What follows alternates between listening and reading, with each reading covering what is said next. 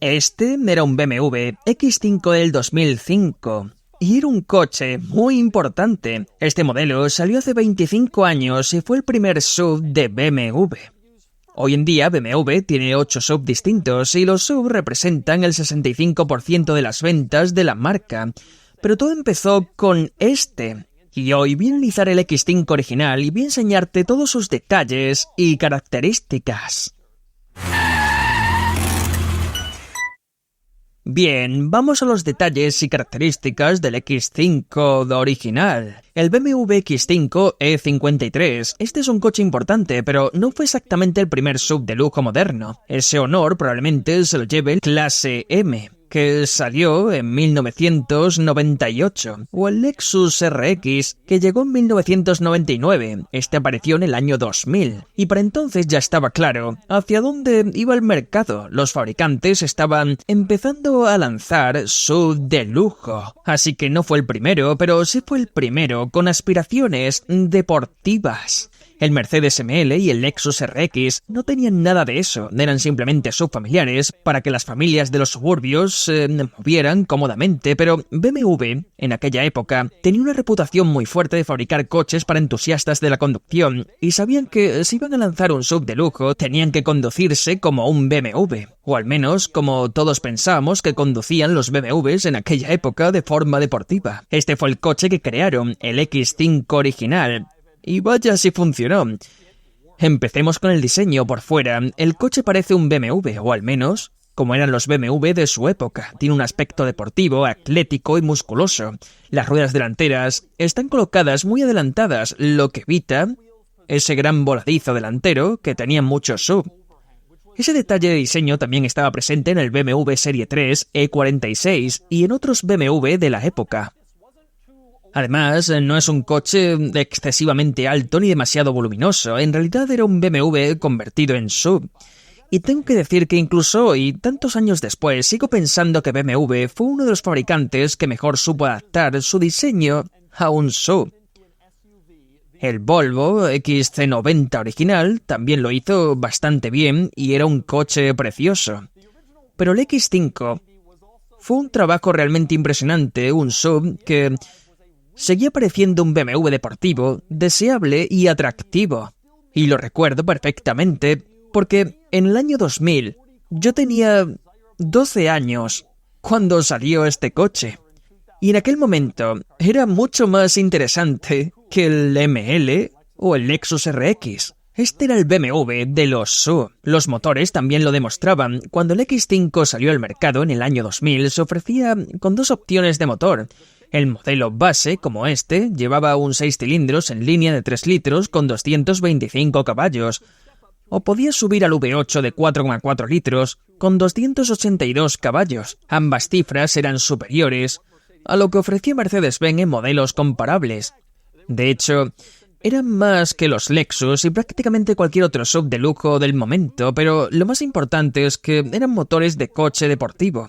Tomados de otros BMW, el 6 cilindros venía del Serie 3 y el V8 del Serie 7 y del 540i.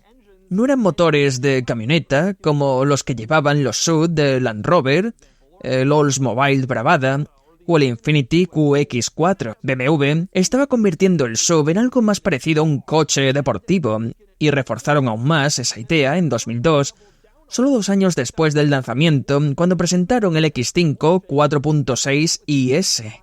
Esta era una versión de alto rendimiento del X5, en realidad era una respuesta directa al Mercedes ML55 AMG, que a su vez había sido una respuesta al propio X5. Mercedes quiso hacer un SUV más deportivo y lanzó una versión AMG. BMW en aquella época no quería hacer una versión M del X5. Antes de empezar a poner la insignia M en todo, BMW pensaba que la marca M no encajaba con un SUV. Así que en su lugar crearon el 4.6 IS, que básicamente era un M sin llamarse M. Tenía llantas más grandes, un kit de carrocería, frenos mejorados, suspensión mejorada y un interior más deportivo. Era el X5 de alto rendimiento. Además, tenía más potencia, un V8 de 4,6 litros con 340 caballos. Y más adelante apareció el 4.8 IS, con 365 caballos, cifras muy grandes para aquella época, antes de que los SUV de alto rendimiento se volvieran algo común. Pero yo estoy probando el modelo base, como puedes ver, con el 6 cilindros en línea de 3 litros. Y la razón es que solo el modelo base podía llevar cambio manual, uno de los detalles más curiosos del coche, y por eso quería probar el X5 manual original.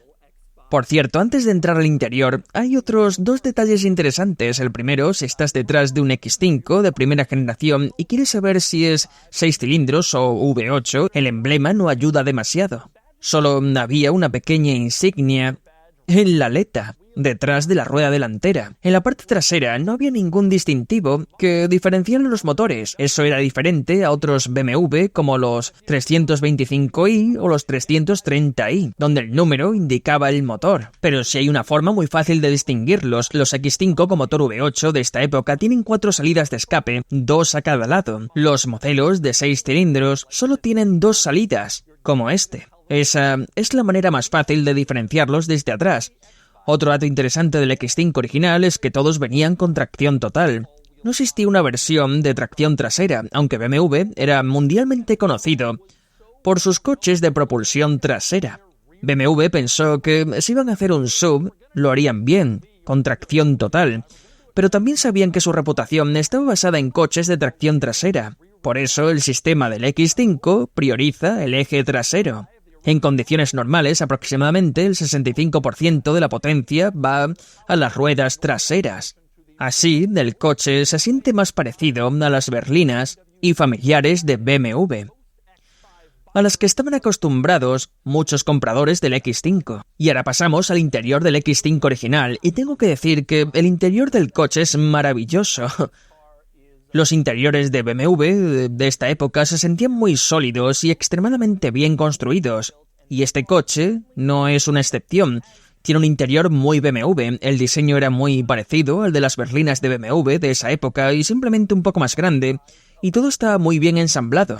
La prueba es que este coche tiene 22 años y más de 170.000 millas, y aún así todo aquí dentro sigue viéndose bien, incluso el desgaste de los asientos no es especialmente notable. Esta fue una gran época para los interiores de BMW, y a mí me encanta especialmente cómo se sienten los botones, interruptores y mandos.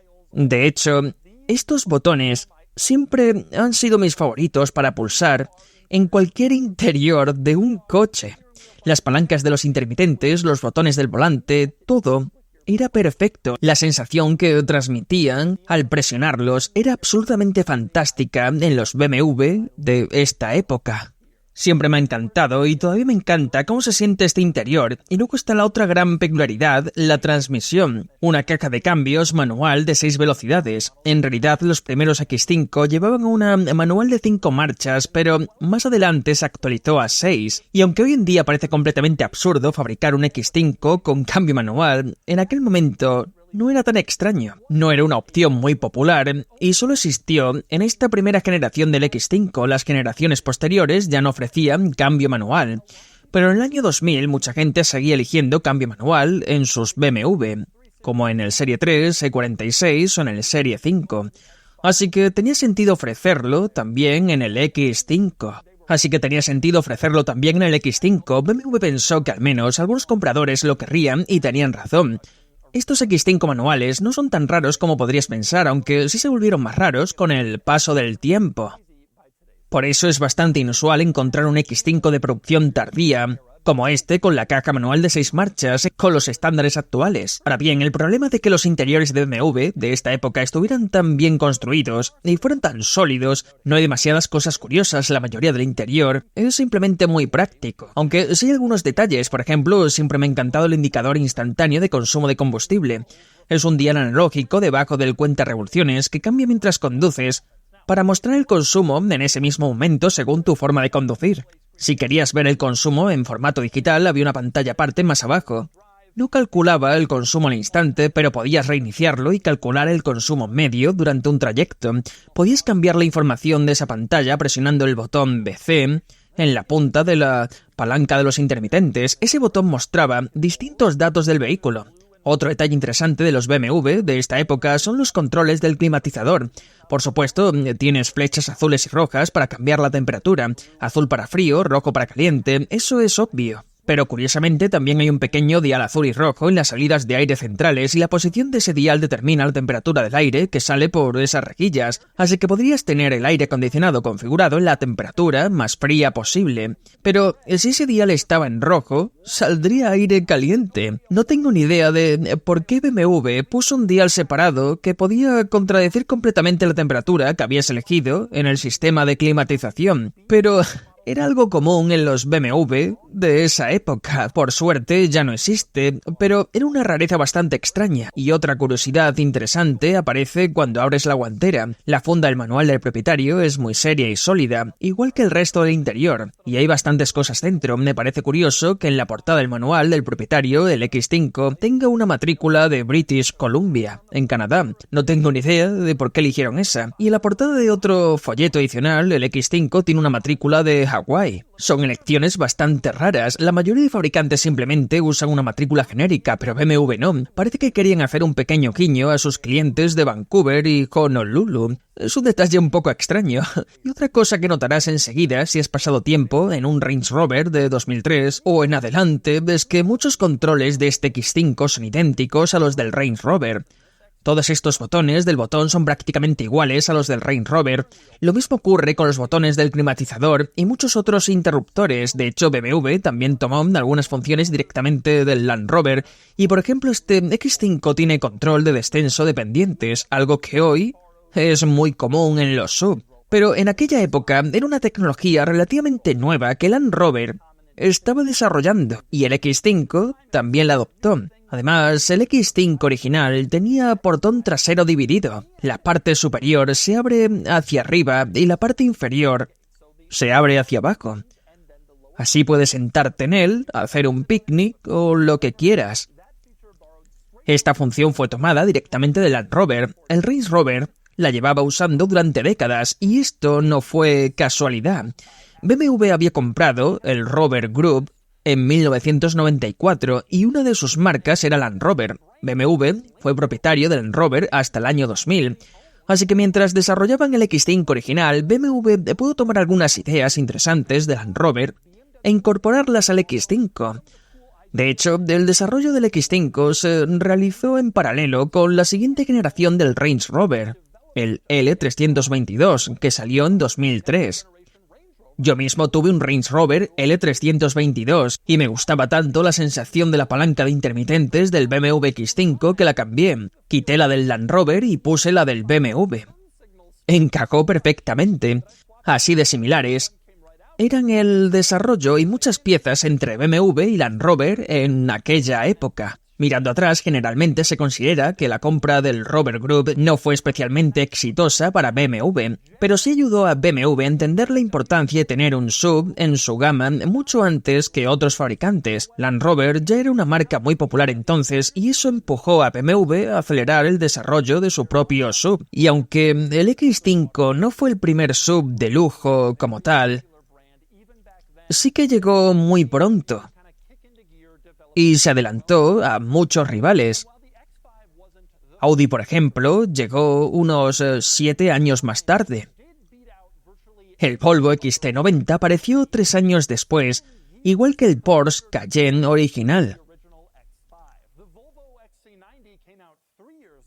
Acura llegó un año más tarde con el MDX y Jaguar tardó más de una década en lanzar el F-Pace. BMW no fue el primero, pero sí fue de los primeros, y creo que la experiencia con Land Rover ayudó bastante a que eso sucediera. En cuanto al maletero, además del portón dividido, hay algunos detalles interesantes. Si miras el espacio de carga, verás que no es enorme. El X5 original no era un vehículo muy grande, así que no hay muchísimo espacio, pero sí tienes compartimentos de almacenamiento adicionales en los laterales. Este compartimento, por ejemplo, parece que originalmente estaba pensado para guardar equipamiento de seguridad vial, como indica el símbolo de emergencia, pero ahora puedes usarlo para guardar lo que quieras. En el otro lado pasa lo mismo.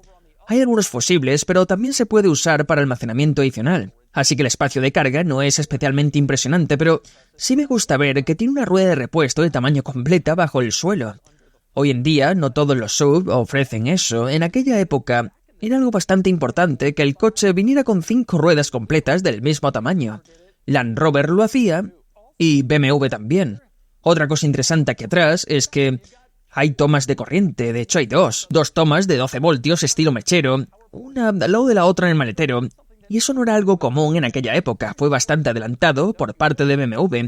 Incluso hoy hay fabricantes que ni siquiera se acuerdan de poner enchufes en el maletero. Es sorprendente ver algo así en un coche de hace más de 20 años. Y por último, tenemos que hablar de los asientos traseros, que para los estándares actuales no son especialmente grandes. El X5 moderno tiene mucho más espacio atrás. Y resulta un poco sorprendente que esto fuera lo que ofrecía un SUV de tamaño mediano en aquella época, pero entonces no había tanta obsesión por maximizar el espacio de los asientos traseros. En lugar de eso, los pasajeros traseros simplemente se conformaban con lo que había, aunque en este caso hay bastantes comodidades para los pasajeros traseros. Puedes ver que hay salidas de aire para los pasajeros de atrás, incluyendo uno de esos mandos azul y rojo para que puedas elegir la temperatura del aire. También por esta zona hay portavasos, lo cual era un concepto bastante adelantado para un SUV a principios de los años 2000. También hay un mechero atrás y ceniceros en ambas puertas traseras, lo cual hoy en día resulta ridículo, pero tiene un beneficio moderno. El mechero también funciona como toma de corriente, así que se pueden cargar dispositivos de los pasajeros traseros. Y otra cosa que muchos coches no tenían en esa época. Incluso tienes persianas solares integradas, lo cual es bastante genial, y solo tienes que levantarlas, engancharlas arriba, y ya tienes una cortinilla para proteger del sol a los niños pequeños o bebés en los asientos traseros. Probablemente la característica trasera más curiosa es este interruptor montado en el interior del pilar C. Este interruptor ajusta el respaldo del asiento trasero. Es un respaldo trasero ajustable eléctricamente, así que puedes moverlo y colocarlo exactamente en la posición que quieras. Es una característica de lujo bastante extraña para los pasajeros traseros y curiosamente hay interruptores equivalentes para lo mismo en el maletero. Puedes ver los mismos controles eléctricos del respaldo aquí atrás, así que desde el maletero puedes mover lentamente el respaldo del asiento hacia arriba. Y esto es especialmente extraño porque en realidad puedes abatir el asiento sin problema con una simple palanca de la que tiras y el asiento se despliega, así que realmente no necesitas estar en el maletero manteniendo un botón mientras el asiento se mueve lentamente hacia adelante. Pero esos botones están ahí, supongo, para volver a levantar el respaldo, si eso es lo que quieres hacer. Así que esos son los detalles y características del X5 original, pero antes de ponerme al volante, hablemos del legado de este coche.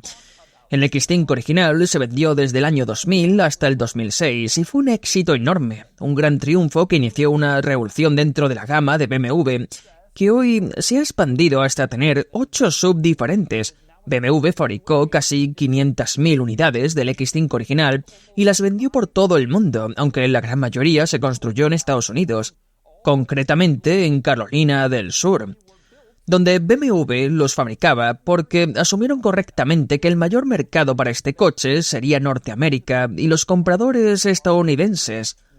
Por supuesto, el X5 sigue existiendo hoy en día. De hecho, normalmente venden entre 70.000 a 80.000 unidades al año solo en Estados Unidos. Y cada año compite con el X3 por el título del vehículo más popular de BMW, incluso más de 25 años después de su lanzamiento. Y como dije antes, BMW ahora tiene 8 SUV y el 65% de sus ventas en Norteamérica son SUV. Y todo empezó con este vehículo.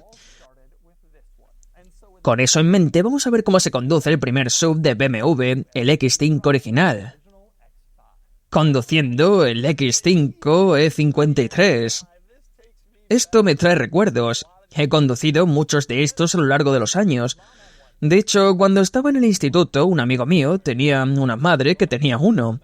Era bastante increíble. Nadie tenía coches de lujo cuando yo estaba en el instituto. Nadie. Ni los estudiantes, ni los padres, ni nadie. Pero este chico sí. Su madre tenía un X5 E53, todos pensábamos que era lo más increíble que habíamos visto nunca, y eso realmente abre el tema del coche. Cuando salió era lo más impresionante que cualquiera podía ver. Ya era genial que Mercedes hubiera hecho un SUV y que apareciera en Jurassic Park. Eso era increíble. Y luego BMW, que en aquel momento tenía una reputación diferente.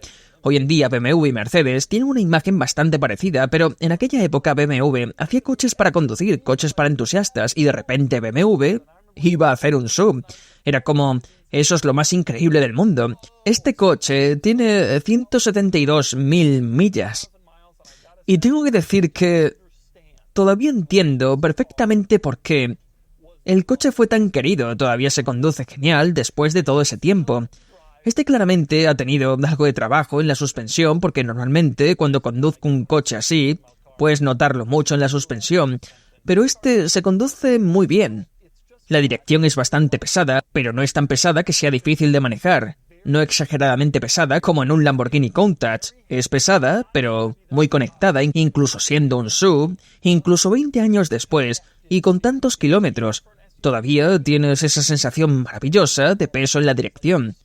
Se siente como si girar el volante fuera algo importante, como si realmente estuvieras haciendo algo. No está exageradamente asistida, pero tampoco es difícil. Y es fácil, pero perfecta. Simplemente está en el punto correcto. Luego está todo lo demás. El comportamiento en curvas del coche siempre fue algo muy importante y sigue siendo impresionante. Ahora es un coche más viejo y hay muchos SUV que se manejan mejor, pero hay que recordar lo que era tan bueno del coche. Tiene un buen chasis, se mantiene relativamente plano en las curvas, incluso aunque esta no sea la versión de alto rendimiento, se sentía más como un familiar de BMW que como un SUV moderno, que suelen ser más grandes. Tenía una sensación muy parecida a la de un coche estable, capaz y con buen comportamiento. Eso era exactamente lo que BMW estaba intentando hacer. Hoy en día hay muchísimos SUV rápidos y lentos, pero en aquel momento BMW estaba entrando en un territorio nuevo, hacer un SUV que se condujera como un BMW, y realmente consiguieron hacerlo bien. Se conducía muchísimo mejor que cualquier SUV de su época o que prácticamente cualquier SUV que hubiera existido hasta entonces. Incluso ahora me sorprende lo bien que se siente y lo bien que se comporta. Y luego está el motor. Este no es el modelo rápido, como mencioné antes. De hecho, es la versión lenta y aún así esta es una buena motorización. No te da una aceleración extremadamente rápida, incluso entonces no era conocida por eso, pero este motor de 3 litros ha demostrado ser relativamente confiable. Es lo suficientemente rápido, especialmente para su época. No es loco ni tiene picos de potencia. Y realmente tenía sentido en este BMW, porque otros SUV por entonces principalmente tenían motores de camión, o al menos motores como los del Toyota Camry. Este motor era más parecido al de un BMW Serie 3, un motor de coche más deportivo diseñado para suavidad y aceleración, y funcionaba muy bien en el coche, realmente bien. Una cosa que me sorprende es que nunca había conducido un X5 manual y me sorprende lo bien que va. No soy el mayor fan de la mayoría de los manuales de BMW, especialmente de los embragues, que parecen un poco toscos en lugar de suaves, pero se siente como si tuvieran un pequeño golpe molesto. Y aquí no pasa, el embrague es muy suave y se siente bien. La palanca de cambios también está bastante bien, pero de una manera que me gusta. Uno pensaría que un SUV tendría recorridos largos, algo parecido a lo que recuerdo del Porsche Cayenne, y este entra en marcha como un BMW de su época, lo cual es bastante genial. Realmente creo que eso era lo que BMW buscaba, hacer que el SUV fuera algo más parecido a un coche BMW. Y la verdad es que lo lograron. Es una experiencia bastante genial hoy en día. Especialmente al mirar atrás, ahora que los SUV se han vuelto tan grandes y en algunos casos tan potentes y masivos, este coche no era así. Y así era el BMW X5 original. Este coche cambió BMW para siempre. Y este es un ejemplo bastante genial con transmisión manual, un modelo de producción tardía y un color bastante atractivo. Y puede ser tuyo ahora en Cars and Beats. De todos modos, ahora es momento de darle al E53 X5 una puntuación. Y la puntuación es de 45 de 100. Lo coloca aquí junto con el X5 más reciente, puntúa cerca de la cima, lo que tiene sentido, ya que la Dodge Score tiene un sesgo hacia los coches de rendimiento, y el X5 tenía más rendimiento que cualquier otro en su época. Y aunque no es un supercoche emocionante, el X5 original es sin duda un vehículo especial que ocupa un lugar importante en la historia de BMW.